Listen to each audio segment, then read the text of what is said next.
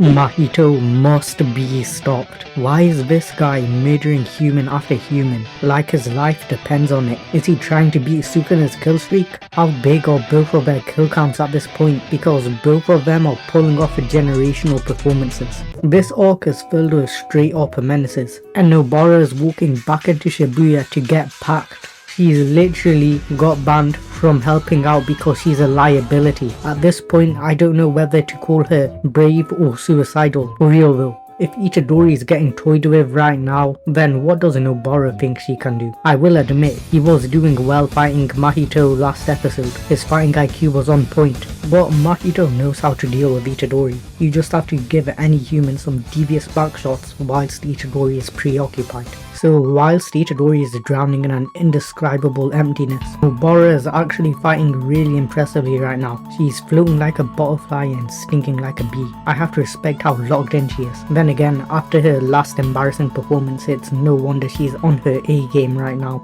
Look at this dude. Wait till you see the.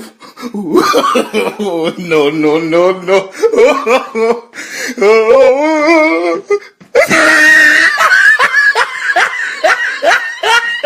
By the way, Nobara is fighting the clone of Mahito, and it can't transfigure humans like the original, which is great news because it's undeniable that Nobara is weak as hell compared to all the current sorcerers in Shibuya, so any advantage she can get right now is an absolute must. I definitely take back any Nobara slander I've made this video, because she has insane guts. I had nothing but respect for her when she said, sometimes even if you know you're gonna get packed, you should still take the backshots. Mahito wasn't having any of that profound bullshit, bro. He definitely thinks Nobara is on the spectrum with how ridiculously large the gap in power is between these two, so any justification is not gonna work on him. All these factors with Mahito underestimating Nobara and him not being able to transfigure gave Nobara the opportunity of a lifetime. She was doing some parkour and setting up a large hairpin attack, and when it unleashed, she jumped on top of the clone Mahito and whacked a hammer into his head. The damage went straight to the real Mahito,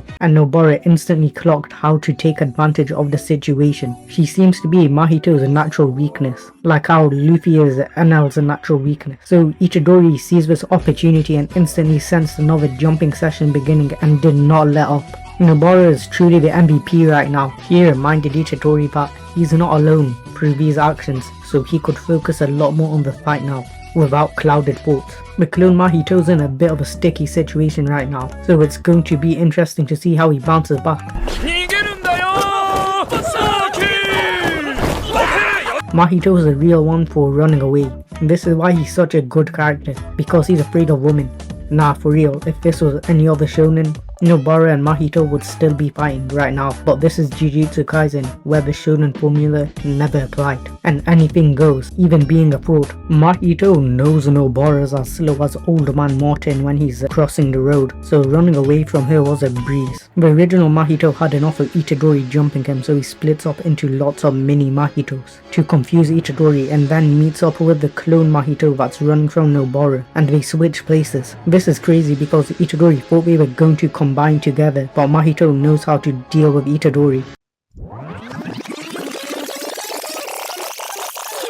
You just have to give any human some devious backshots whilst Itadori is preoccupied. The Griffith technique, some would say. So the original Mahito, the one who can transfigure humans, focuses on Nobara now and grabs her face. Wait a second, why did the POV suddenly go to Nobara in her childhood days? What's going on? Flashbacks during a fight is a good thing, right? Surely Gege won't kill off another character for the 100th week in a row. This girl really said, how can I be different today? And chose the color bag that she knew everyone hated. Why are you crying? It's literally your fault you got bullied. She's lucky child Nobara was there and traded bags. Kid Nobara is truly a force to be reckoned with. Ever since she put those prepubescent boys on Fraud Watch, she's been chilling in that girl's house, playing games with her dad and getting chased around by this old guy after school. Other stuff Kid Nobara got up to was finding people's houses and claiming it as a secret hideout. I thought she was gonna show a treehouse or something. Kid Nobara is a demon.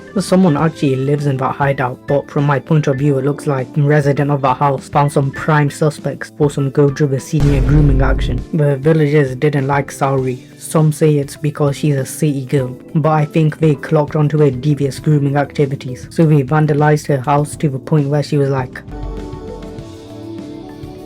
which made Nobara cry. When Nobara got older, she finally left the projects to go to Tokyo, which is basically her dream. Then Fumi and Nobara had a tearful farewell. You guys didn't fall asleep listening to that backstory recap, right? Because I was struggling rewatching that lame-ass backstory. Nothing bad even really happened to Nobara when you think about it. What is she bitching about? Okay, your friend got bullied. Is that it? Give me my 5 minutes back. That was an insanely useless backstory. After the flashback, the POV goes back to current Saori, and I can't lie, I'm surprised she even remembers Nobara and Fumi. It's very thoughtful and convenient how she randomly just thinks about Nobara right there and then. It's not like that's another extremely obvious red flag for something bad to happen. At this point, there was no doubt in my mind that Gege was about to go on deeming time once again. So when Nobara died and exploded right in front of Itadori, no one was really surprised. It is crazy how Mahito can kill people with a single touch. When will Itadori's suffering end? If I was Yuji, I wouldn't be able to continue fighting at this point. How many weekly episode tragedies can one man take?